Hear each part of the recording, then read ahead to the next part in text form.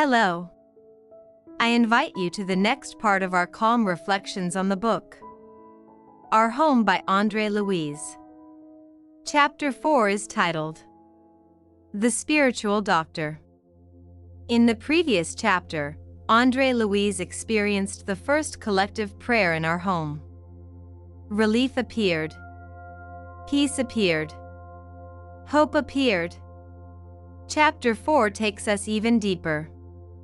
Not into space, but into the truth about oneself. Because spiritual healing does not begin with comfort.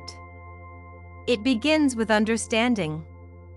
The next day, André awakens after a deep, regenerating rest. The brightness of the morning sun fills the room. Not harsh, not blinding, but gentle and soothing, like a kind message sent straight to the heart.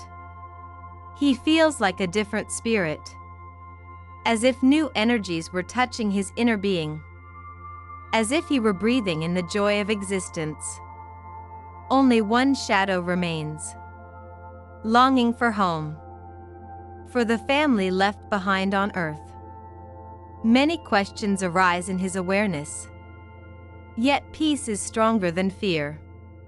He wishes to rise, to approach the window, to savor the light. He cannot. He understands that without the help of a nurse, he is unable even to leave the bed. This is an important lesson. The spirit, like the body, needs time to regain balance. Soon, the door opens. Clarencio enters the room, accompanied by an unfamiliar man. Clarencio introduces him as Henrique de Luna, a physician of the colony's spiritual medical service. A calm presence, dressed in white, with eyes full of kindness. Henrique examines André carefully. And then a sentence is spoken. One that shatters the relief of the last moments. It is unfortunate that you arrived here through suicide. For André, this is a shock. The accusations heard in the lower zones return. Rebellion resurfaces. He protests. Recalls his struggle for life. The surgeries. The sanatorium. The suffering. How could he be a suicide? The doctor's response is calm. Without accusation. Without severity. Henrique explains that the causes of illness do not begin in the body. They begin in the spirit. The spiritual organism carries the record of an entire life. Thoughts, attitudes, relationships, neglect. The doctor points to specific areas of the body and shows how physical illnesses were the result of long-standing mental attitudes. Anger, lack of moderation, emotional imbalance, disregard for one's own body, excesses that seemed harmless. André hears that he destroyed himself slowly, not through a single decision, but over many years. And then the hardest truth is spoken. Suicide is not always a single dramatic act. Sometimes it is a process of unconscious destruction of a life entrusted as a gift. This is a moment of profound turning. André realizes that on earth he wore many masks. He justified his behavior. He judged himself according to earthly codes. What was not a crime, he considered harmless. Yet spiritual law works differently. There are no tribunals here.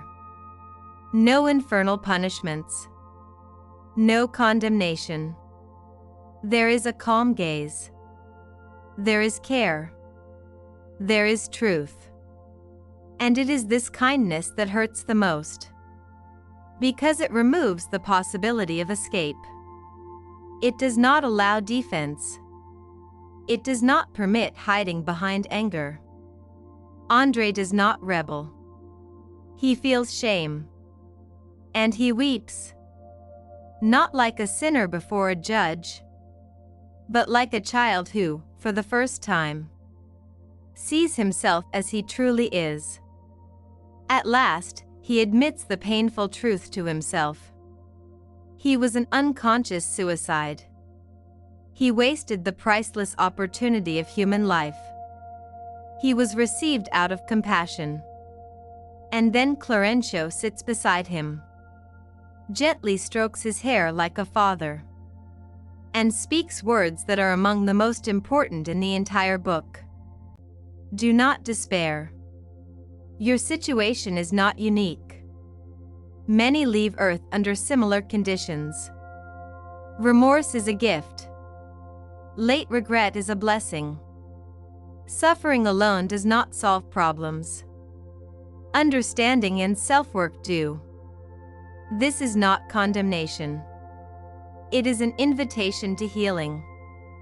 Chapter 4 reveals something very difficult, yet profoundly important. In Kardecist Spiritism, there is no punishment in the sense of religious revenge. There is responsibility. Not for what was spectacular, but for what was daily. For ways of thinking. For relationships. For how we treated life. This is a chapter about spiritual medicine. About healing through truth. About restoration through awareness. And perhaps the most important question of this chapter is: do we care for life only when the body becomes ill? Or also when our way of thinking, reacting, and experiencing life is diseased? In the next chapter, we will see how André begins to learn life in our home. Not as a patient, but as a student. The journey is only beginning. See you soon.